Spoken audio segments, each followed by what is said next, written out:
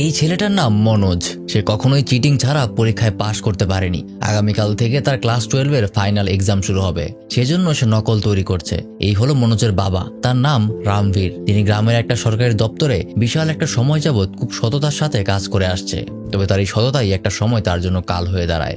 ঘটনাটা ঘটেছিল গতকাল সন্ধ্যায়। তার কাছে অনেক আগে থেকেই কিছু ক্লিয়ারেন্স ফাইল জমা ছিল, যেখানে থেকে সাইন করতে হতো। আসলে সরকারের পক্ষ থেকে কৃষকদের জন্য অনেক পরিমাণে বীজ ফ্রিতে পাঠানো হয়েছিল। সেই সমস্তটাই গ্রামের মেয়েও আত্মসাৎ করে নেয়। আর সেখানে রামকে বলা হচ্ছিল সেই ফাইলটাতে সাইন করে দিতে, যেন সরকার জানতে পারে সকল কৃষকই ঠিকঠাক মতো বীজ পেয়েছে। কিন্তু রাম সেখানে সাইন করে না। এই করাপশনের বিরুদ্ধে সে যখন প্রতিবাদ করে, তখন তার উপরের সিনিয়র কর্মকর্তারা তাকে হুমকি দেয় সাসপেন্ড করে দেওয়ার। কিন্তু রাম ছিল খুবই প্রতিবাদী একটা মানুষ।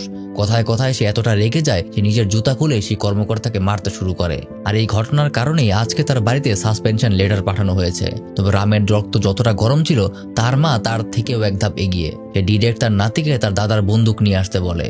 এখানে জানিয়ে রাখা উচিত, আসলে তার দাদা ছিল একজন মুক্তিযোদ্ধা। তার নাতিও ঠিক তেমনটাই করে। আর এটা দেখে রামের স্ত্রী আর ছেলে তাকে আটকাতে চেষ্টা করে, কিন্তু এর মাঝেই পুলিশও সেখানে চলে এসেছে।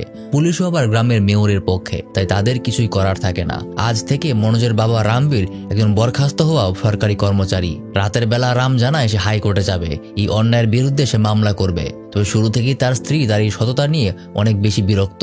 সে যদি এখন মামলা করতে চলে যায়, তাহলে সংসার চলবে কি করে? কিন্তু রাম তার সিদ্ধান্তে অটল, তাকে কিছু একটা করতেই হবে। এটা শুনে রামবীরের মা বলে, সেই সংসার চালাতে মনোজের দাদার পেনশন কিন্তু দিতে পারবে না। এটা শুনে মনোজ তার মাকে বলে, এবার যদি সে ইন্টারমিডিয়েটটা পাশ করে ফেলে, তাহলে তার কোথাও না কোথাও একটা চাকরি হয়েই যাবে। চলে আসে পরের দিন। আজকে মনোজের প্রথম ইন্টারমিডিয়েট এক্সাম। এখানে প্রত্যেকে নিজেদের সাথে করে নকল নিয়ে এসেছে।